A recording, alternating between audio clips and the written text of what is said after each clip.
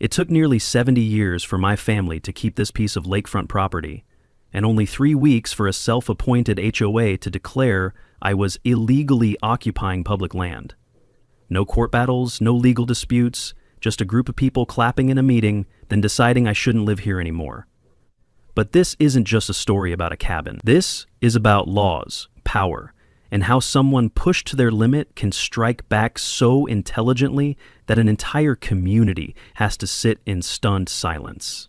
Have you ever seen an HOA overstep their bounds this badly? Drop a comment below and let me know where you're watching from, because I'm about to tell you about the move that made them pay me rent for their own homes, one by one. My name is Colton Harris, and until 3 months ago, I lived what most people would call the dream life. I'm a 34-year-old software engineer who specializes in property management systems, which means I work remotely and I understand real estate law better than most people realize. My grandfather left me this lakefront cabin when I was 28, and have spent the last 6 years turning it into my perfect retreat. The place sits on Crystal Lake in northern Michigan, surrounded by pine trees and connected to the water by a simple wooden dock that my grandfather built with his own hands back in 1962. Every morning I'd wake up to the sound of water lapping against the shore, make my coffee, and start my workday with a view that most people only see in vacation photos. My usual Henley shirts and boots fit lakeside life just fine, and I genuinely thought I'd found my slice of heaven. Then Melinda Rourke entered my life like a tornado in a yellow cardigan. She showed up at my door on a Tuesday morning in late September, carrying a clipboard like it was some kind of royal scepter and wearing flip-flops that had seen better days. Her cardigan was oversized, her tone condescending, and Dennis and Vivian Cole flanked her like backup singers in a bad musical. She was 29 years old, had been elected HOA president of the Lakeshore community just 6 months earlier, and she had plans for a neighborhood that definitely didn't include my little cabin. "Mr. Harris," she said, not bothering with pleasantries, "I'm here to inform you of several violations that need immediate attention." She held up a piece of paper like she was serving me court documents. "Your dock is an unauthorized structure that presents a liability risk to our community, and your lakefront access violates our landscaping standards." I stared at her for a moment, trying to process what I was hearing. "I'm sorry, what community standards? This dock has been here since 1962. My grandfather built it before any of these houses existed." Melinda shifted her weight and clutched her clipboard tighter. "Community standards exist for a reason, Mr. Harris.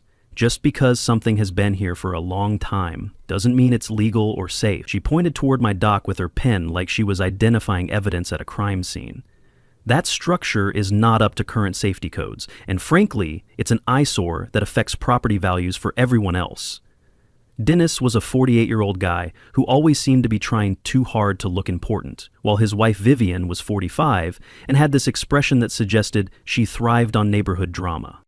"Look," I said, trying to keep my voice calm and reasonable, "I'm happy to discuss any legitimate concerns, but this dock was built by my grandfather and it's been maintained properly for decades. If there's a specific safety issue, I'd be glad to address it."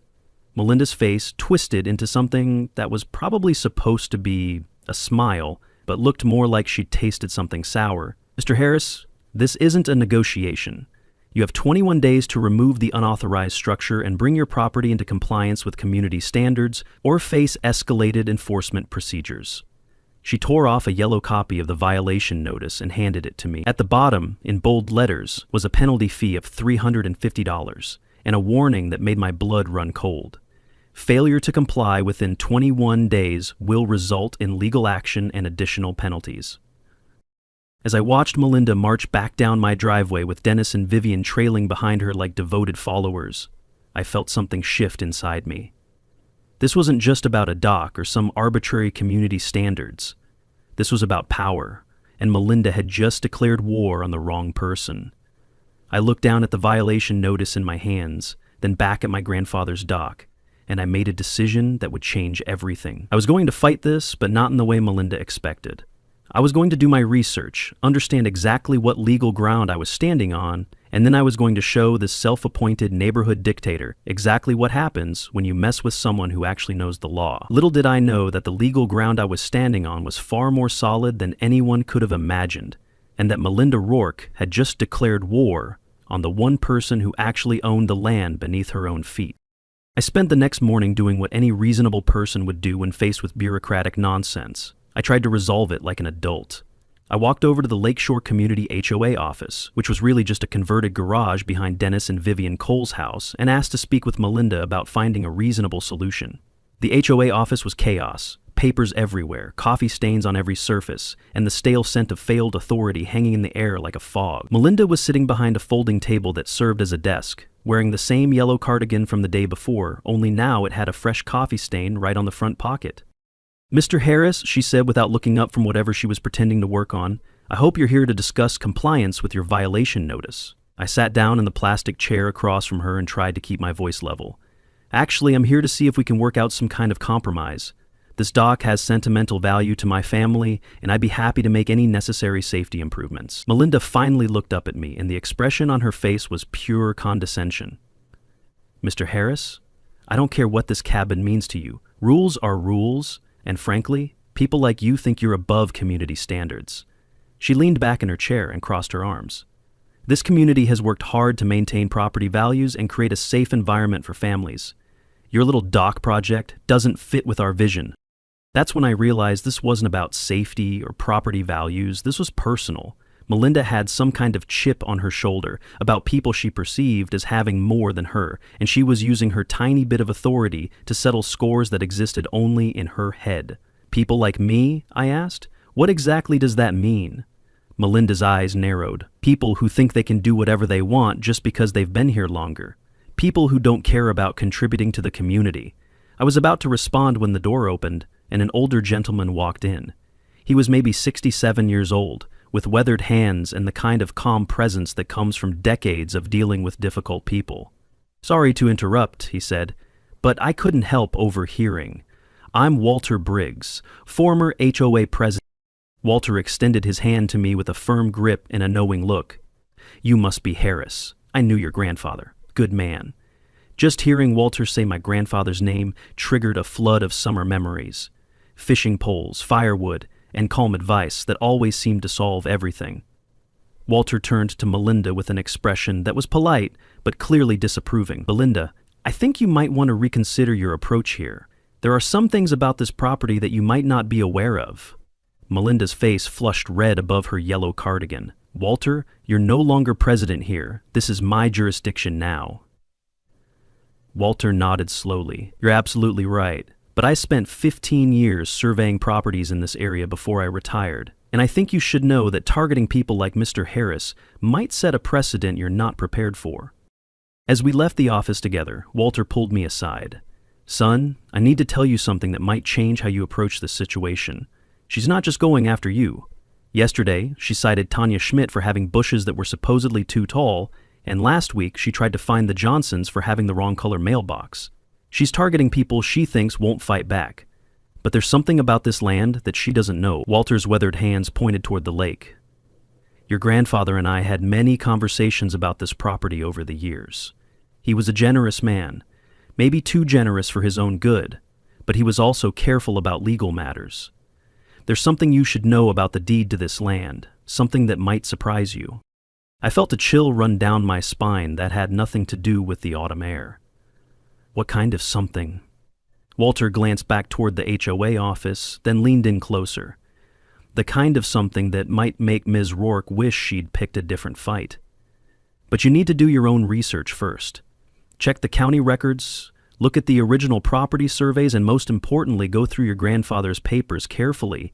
He kept everything." Walter patted my shoulder with a grim smile. "There's something about this land that she doesn't know, and neither do you yet. But when you find it, you're going to understand why your grandfather was always so calm about property disputes."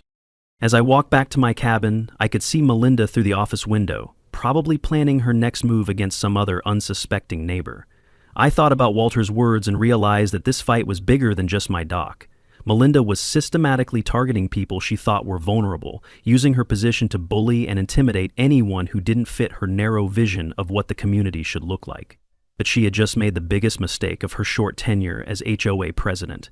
She had picked a fight with someone who was about to uncover a secret that would turn her entire world upside down. and I was already looking forward to the moment when her yellow cardigan would be the least of her problems. The Chong 3, the fake inspector, and the discovery, further shortened. 2 days later, I was working at my computer when I heard a truck pull into my driveway. I looked out the window and saw a beat-up pickup truck with no official markings and a guy in a hard hat walking toward my door with a clipboard. He was maybe 45 years old, wearing a polo shirt that had seen better days, and he had the kind of swagger that screamed fake authority figure. When I opened the door, he didn't even bother with introduction. "I'm here to inspect the structure violations reported by the HOA," he said, pointing toward my dock. "This is an official city inspection, so I need to document everything for my report." Something about this guy immediately set off alarm bells in my head. Real city inspectors arrive in official vehicles, they carry proper identification, and they certainly don't show up unannounced on a Thursday afternoon. "Can I see your city ID and inspection authorization?" I asked. The guy's confident expression faltered for just a second. "I don't need to show you anything. This is official business." He started walking toward my dock without waiting for permission. "Sir, I'm gonna need to see proper credentials before you inspect anything on my property," I said, following him. That's when I noticed Tanya Schmidt walking her dog past my driveway. Tanya was a 42-year-old single mom who worked 2 jobs to keep up with her mortgage, and she'd been one of Melinda's recent targets over her non-compliant landscaping. When she saw what was happening, she pulled out her phone and started recording. "Hey," she called out, "are you really a city inspector? Because real inspectors have city trucks." The fake inspector's face went from confident to panicked in about 2 seconds. "Ma'am, you need to stop recording and move along. This is official business." But Tanya didn't budge. "If you're official, then you won't mind showing us your credentials, right?" By now, a few other neighbors had noticed the commotion and were gathering around. The fake inspector looked around at the growing crowd, then back at Tanya's phone, and apparently decided that discretion was the better part of valor. I'll come back when I have more time for a proper inspection," he mumbled, then practically jogged back to his truck and drove off. Tanya kept recording until he was completely out of sight, then turned to me with a grin. "Well, that was interesting. I guess Melinda's getting desperate if she's hiring fake city inspectors now." After everyone dispersed, I went back inside and called Walter. "You were right about Melinda escalating things," I told him. "She just sent a fake inspector to my property and it was all caught on video." Walter sighed. "That's exactly the kind of overreach I was worried about. Colton, it's time for you to look through your grandfather's papers. There's something specific you need to find, and after today's little stunt, I think you're going to need it sooner rather than later." I spent the rest of the afternoon going through boxes of my grandfather's belongings that I'd stored in the cabin's back room. Most of it was what you'd expect: old photos, letters, financial records, and various documents related to the property. But at the bottom of one box, I found something that made me stop cold. An old cassette tape labeled Property Agreement 1972. I stared at the cassette, hearing his voice in the wind. My grandfather always knew something others didn't. Maybe he prepared for this fight long before I ever knew I'd have to finish it. Suddenly I was 10 years old again, sitting on this dock while he taught me fishing knots. "There's always a right way to do things, even when nobody's watching," he used to say. Now, holding this tape, I understood he'd been preparing for this day all along. I picked one up from a dusty thrift shelf downtown and hurried back to the cabin. When I popped the tape into the player, I heard my grandfather's voice, and it hit me like a gust off the lake. Steady, grounded, and absolutely certain.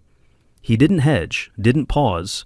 This was a man who had planned for everything. This is Robert Harris, recording this on October 15th, 1972.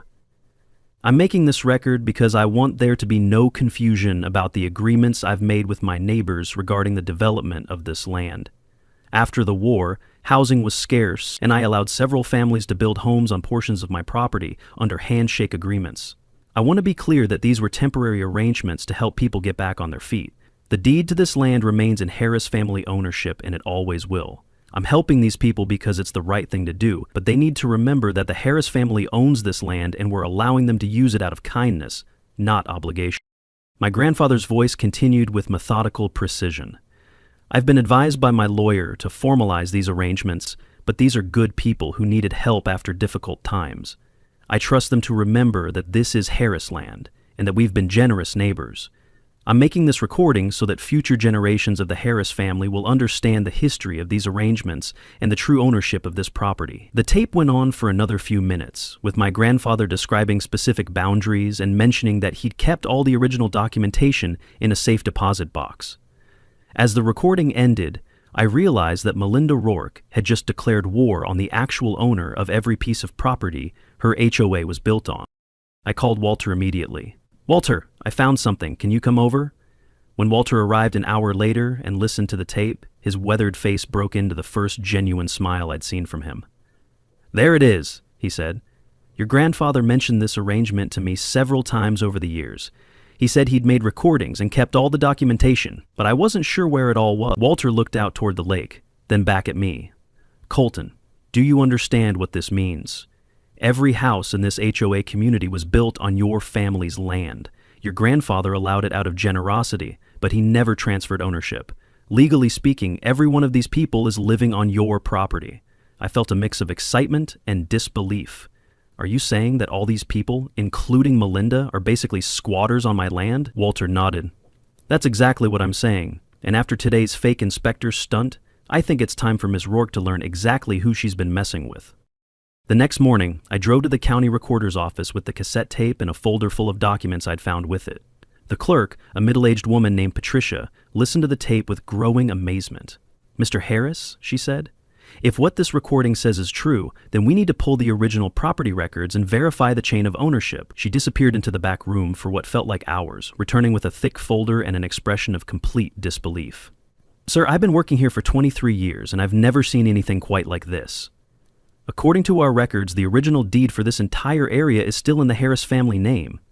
All the subsequent property deeds for the individual houses are actually recorded as easement rights, not ownership transfers." Patricia spread out a series of maps and documents across the counter, her voice growing more amazed with each revelation. "Mr. Harris, this community has been living on borrowed generosity, not owned land, and that changes everything." I stared at the documents, trying to process what this meant. "So, you're saying that all these people are building houses on my land without actually owning the land?" Patricia nodded emphatically. "Exactly. Your grandfather was very generous, but he was also very careful about maintaining legal ownership of the property." I stared at the survey map, and for a moment, I swear I could hear my grandfather chuckle somewhere in the wind. He'd been playing chess while everyone else was playing checkers, and he'd been protecting his family's interests for over 50 years.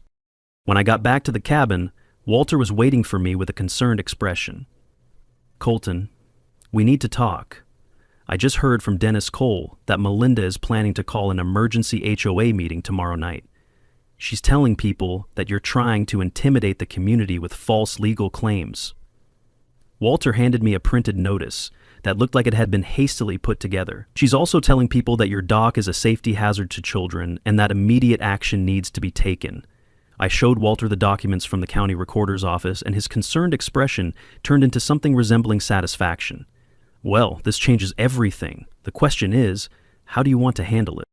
That's when I noticed Vivian Cole walking up my driveway, looking nervous and glancing around like she was worried about being seen. "Mr. Harris," she called out, "can I talk to you for a minute?" I walked over to meet her, with Walter following close behind. Vivian was clearly agitated, wringing her hands and avoiding eye contact. "I need to tell you something about what's been going on. I overheard Dennis talking to that fake inspector yesterday, and I realized that this whole thing has gone too far." She took a deep breath. "Dennis has been helping Melinda fabricate violations and harassment strategies. That inspector was Dennis's friend Rick, who works construction. Melinda paid him $50 to come out here and try to intimidate you." Walter and I exchanged glances. "Vivian," Walter said gently, "why are you telling us this now?" Vivian's eyes filled with tears.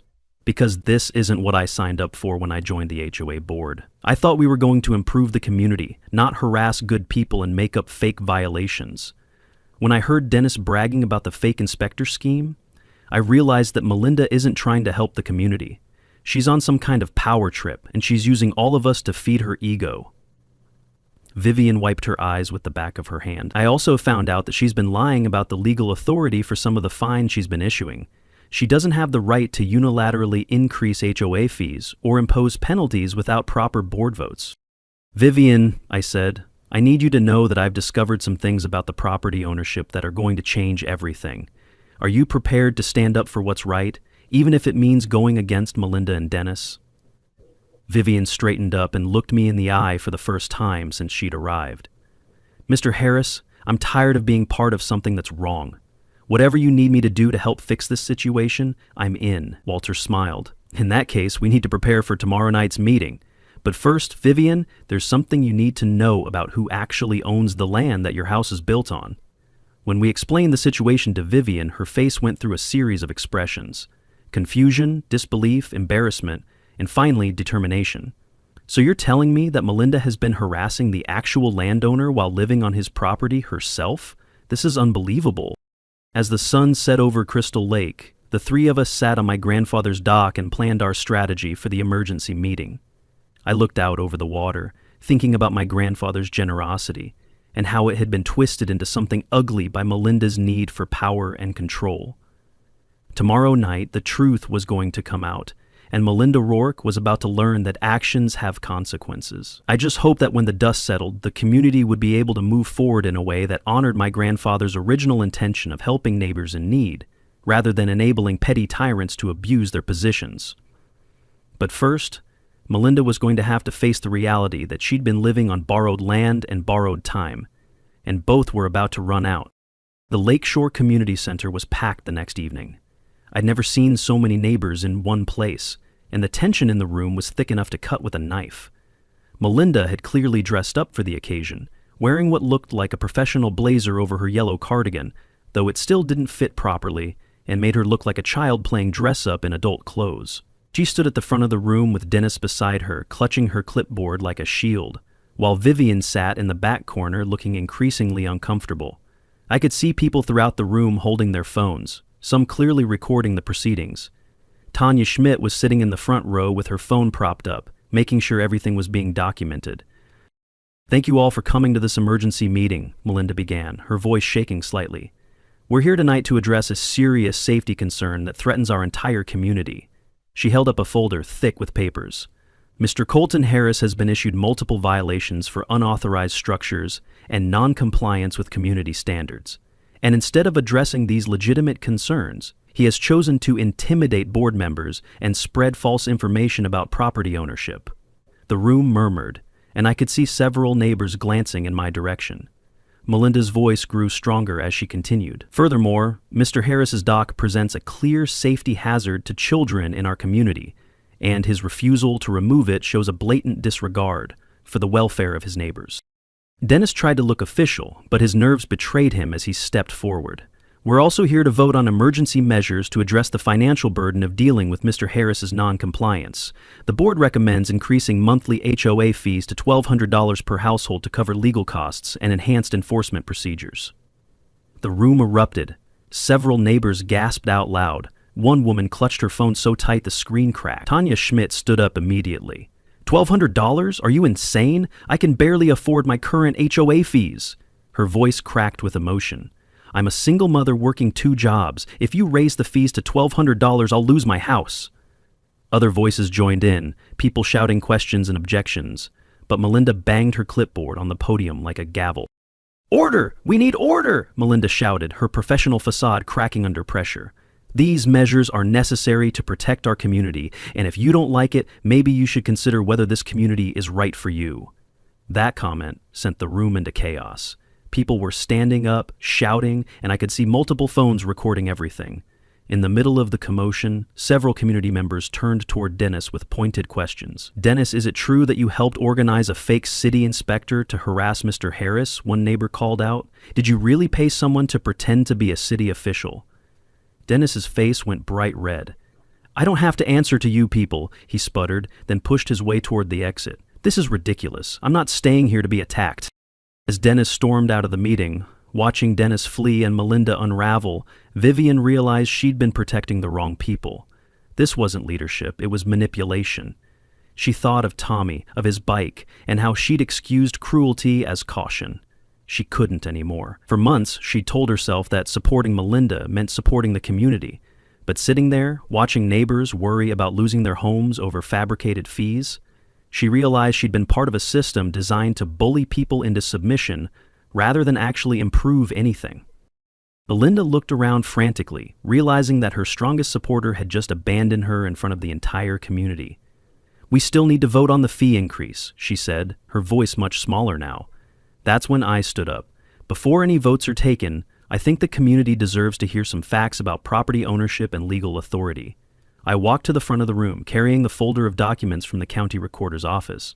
Ms. Rourke has been issuing violations and threatening legal action based on authority she doesn't actually possess. More importantly, she's been doing this while living on land that legally belongs to someone else.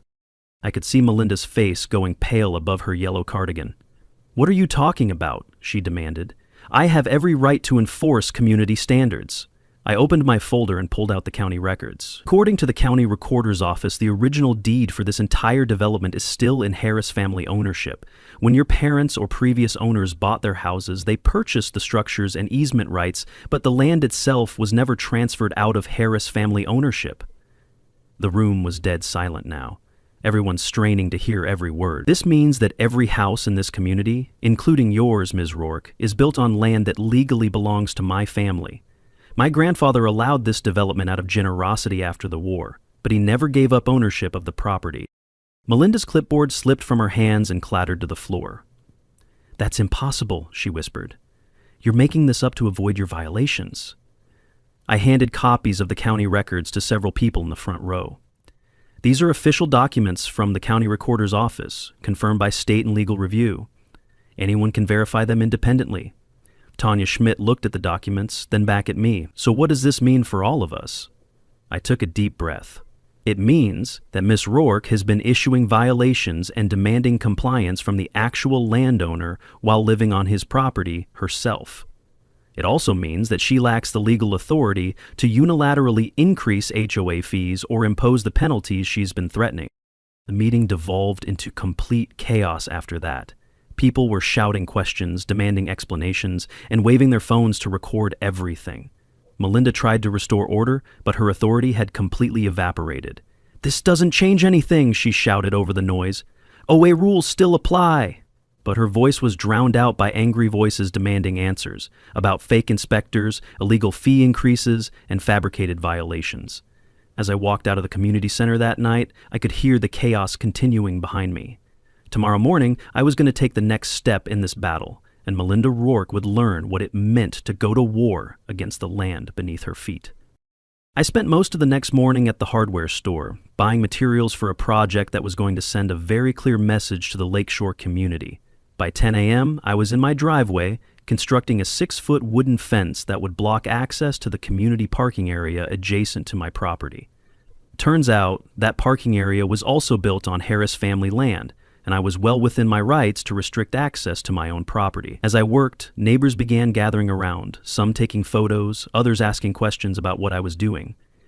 "Just exercising my property rights," I told them, hammering another board into place. "According to the county records, this parking area is on Harris family land, so I'm restricting access until we can sort out proper usage agreements." While I was building the fence, I could see Melinda pacing back and forth in front of the HOA office, talking frantically on her phone. She was still wearing that yellow cardigan, but now it looked even more disheveled than usual, and she kept gesturing wildly at my property. Around noon, she marched over to confront me, flanked by 2 other board members who looked like they'd rather be anywhere else. "Mr. Harris, you cannot block community access to that parking area. That's been public parking for 20 years. I stopped hammering and looked at her calmly. "Ms. Rourke, according to the legal documents I filed with the county yesterday, that parking area is on private property owned by the Harris family. I'm simply exercising my right to control access to my own land." "You can't do this," Melinda shrieked, her professional facade completely gone now. "I'll call the police. I'll call the city. This is harassment." That's when I noticed that half the block had phones out, and at least 2 were streaming live. "Ma'am," I said, keeping my voice level, "you're welcome to call whoever you'd like. I'm on my own property, exercising legal rights that are clearly documented with the county. If you have a problem with that, I suggest you consult with a real attorney, not a fake inspector." Melinda's face turned bright red above her yellow cardigan. Fake inspector? I don't know what you're talking about. But her denial was drowned out by murmurs from the gathered crowd, who had clearly heard about Dennis's involvement in the inspector scheme. After lunch, I drove to a print shop and had several large copies made of the original property survey map from 1892, along with the county recorder's documentation of current ownership. When I returned to the community, I carefully posted these maps on the bulletin board outside the HOA office, making sure they were clearly visible and properly laminated to withstand weather. The maps showed the original Harris family property boundaries, which encompassed not just my cabin and the disputed parking area, but actually extended under most of the houses in the development. I also included a simple explanation. Historical Property Survey, Harris Family Land Ownership, established 1892, current ownership confirmed by County Records 2024. Within an hour, there was a crowd gathered around the bulletin board, with people taking photos of the maps and talking in hushed, worried tones. I could see reactions shifting in real time as neighbors processed what they were seeing. "I used to think you were trying to help," a gray-haired man muttered to someone behind me. "Now I see you were just trying to control." A few people clapped quietly. Tanya nodded and said, "He built this dock. You tore down our trust." The energy in the crowd was building, people pointing at specific areas on the map and recognizing their own properties within the Harris family boundaries. "My house is right there," one woman said, her voice shaking. "We've been living on borrowed land this whole time." Another neighbor shook his head.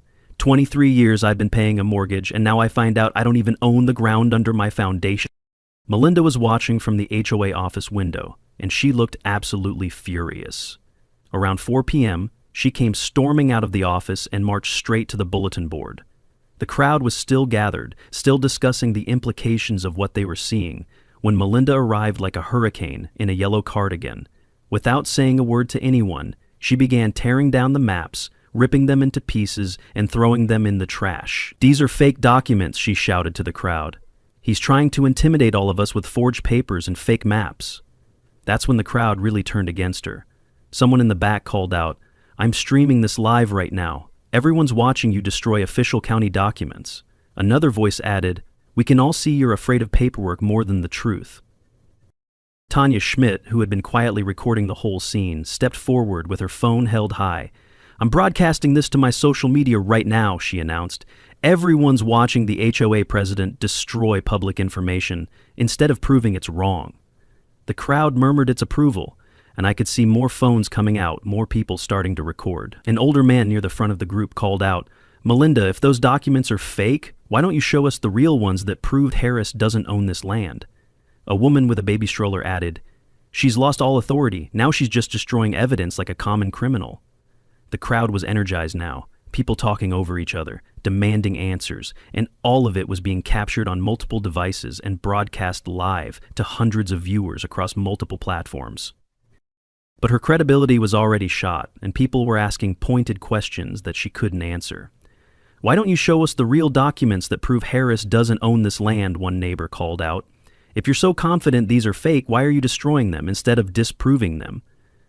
Melinda had no answer for that, and her silence spoke volumes. Her hands were shaking as she clutched the torn pieces of paper, and I could see sweat stains spreading across her yellow cardigan despite the cool autumn air. The crowd was no longer a group of confused neighbors. They were an audience that had just watched their elected representative have a public meltdown while destroying evidence, and they weren't impressed. That evening, I received a text message from Vivian Cole. "I'm done with this insanity. Tomorrow, I'm going to tell everyone the truth about what Melinda has been doing." The next morning, I found an envelope slipped under my door. Inside was a flash drive and a note from Vivian. "These are copies of all the emails between Melinda, Dennis, and various other people involved in harassment schemes against you and other residents. There are also fake invoices for services that were never provided and documentation of violations that were fabricated. I can't be part of this anymore. The community deserves to know the truth." I spent the morning reviewing the files on the flash drive, and what I found was even worse than I had imagined. Melinda hadn't just targeted me. She had systematically created fake violations for anyone she perceived as a threat to her authority, and she had been using HOA funds to pay for personal expenses while claiming they were community costs. By noon, Copies of Melinda's emails were circulating throughout the community through text messages and private communications. People were sharing screenshots of fake invoices, fabricated violation reports, and evidence of financial mismanagement that went back months.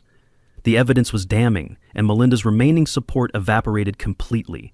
That afternoon, she called another emergency meeting, but this time, the community was ready for her. As I walked into the community center that evening, I knew that the final confrontation was about to begin, and Melinda Rourke was about to face the consequences of every lie she had told and every neighbor she had tried to bully.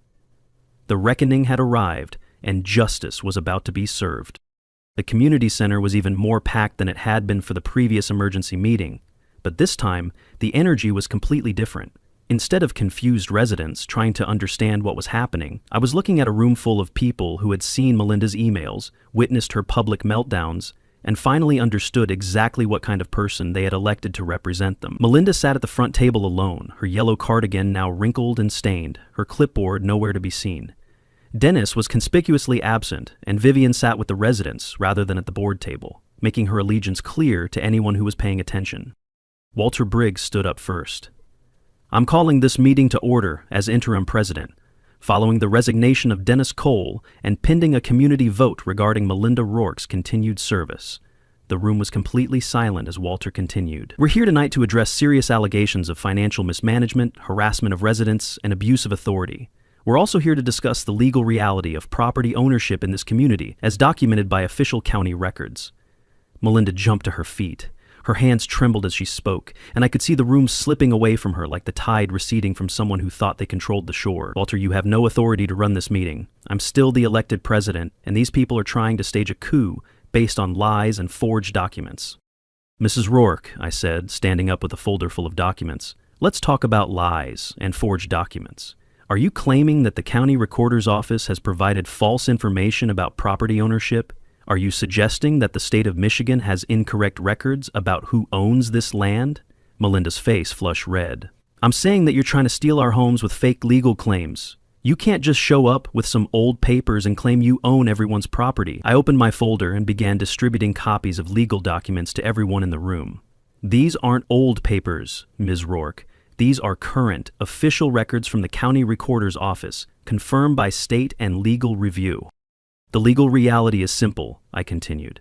"Every house in this community was built on land that legally belongs to the Harris family.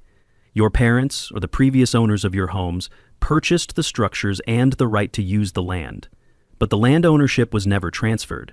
This means that everyone here has been living on Harris family property under informal arrangements that my grandfather made out of generosity." The room was completely silent now, with people reading through the documents and beginning to understand the full implications. "However," I said, "I'm not here to kick anyone out of their homes. I'm here to address the harassment, illegal fee increases, and abuse of authority that has been perpetrated by your HOA leadership." Tanya Schmidt raised her hand. "Mr. Harris, what does this mean for those of us who can't afford to buy our land? Are we going to lose our homes?" I smiled at her. "Tanya, you're not going to lose your home. What I'm proposing is a reasonable ground lease arrangement, $200 per month per household, with a grandfather clause protecting current residents and their families. These leases will be properly documented and legally binding, which means you'll have more security than you have now, not less." The relief in the room was visible, with people nodding and talking quietly among themselves. "The $200 per month will go toward maintaining common areas, actual community improvements, and establishing a reserve fund for emergencies. No more fake inspectors, no more fabricated violations, and no more $1,200 monthly fees." Melinda was shaking with rage. "This is extortion. You can't force people to pay you rent for their own homes." That's when Vivian Cole stood up. "Melinda, they're not their own homes. The land belongs to Mr. Harris, and he's offering us a fair deal to continue living here. What you were doing was extortion, charging people fake fees for services you never provided, and violations you made up." Vivian held up a printed email. "Should I read to everyone the email where you bragged about putting the uppity lakefront guy in his place? Or maybe the one where you called the community members sheep who will pay whatever we tell them to pay?" The room erupted in angry murmurs, and several people demanded to hear the emails read aloud. "Furthermore," I said, "all the illegal fees that Ms. Rourke imposed over the past 6 months will be refunded to residents. This includes penalty fees, fake enforcement costs, and the emergency fee increases that were never properly authorized by the board. I pulled out another document. I've also discovered that Ms. Rourke has been using HOA funds for personal expenses, including payments to fake inspectors, unauthorized legal consultations, and what appears to be grocery bills charged to the community maintenance account. Melinda's face went completely white. That's not true. I've never stolen from the community. But her denials were drowned out by demands from residents, who wanted a full financial audit. Walter called for a vote to remove Melinda from the presidency and elect him as interim president until proper elections could be held. The vote was unanimous, with Melinda casting the only dissenting vote. As the meeting concluded with discussions about new bylaws and proper governance procedures, Melinda made one last desperate attempt to maintain control. You can't do this to me. I've worked hard for this community. I've sacrificed for all of you. But her pleas fell on deaf ears. People were already talking about the practical details of the new lease arrangements and planning a community improvement committee with real oversight and accountability. As the crowd dispersed, Tanya Schmidt approached me with tears in her eyes. Mr. Harris, I don't know how to thank you. 6 months ago, I thought I was going to lose my home because of Melinda's fake fees. Now I have more security than I've ever had, and I can actually afford to live here. She paused and looked back toward where Melinda was gathering her belongings. I also learned a lot about standing up to bullies and the importance of asking questions when something doesn't seem right. Walter shook my hand as we left the community center. Your grandfather didn't just protect land, son. He protected people. And you just made sure his legacy still means something. 3 days later, I watched from my dock as a moving truck pulled up to Melinda's house. She was moving away to pursue other opportunities, according to the note she left with the HOA secretary. Dennis had already left town, apparently unable to face the community after his role in the fake inspector scheme was exposed. The community was now thriving under Walter's leadership, with transparent financial management, reasonable fees, and actual improvements to common areas. And me? I was back to enjoying my morning coffee on my grandfather's dock, watching the sunrise over Crystal Lake, knowing that sometimes the best way to help your neighbors is to make sure they understand that actions have consequences, property rights matter, and fake authority figures always eventually meet their match. The Lakeshore community learned an important lesson about governance, accountability, and the difference between real authority and manufactured power. As for me, I learned that sometimes standing up to bullies requires more than just being right. It requires being prepared, being patient, and being willing to use every legal tool at your disposal to protect not just yourself, but your entire community from those who would abuse their positions for personal gain.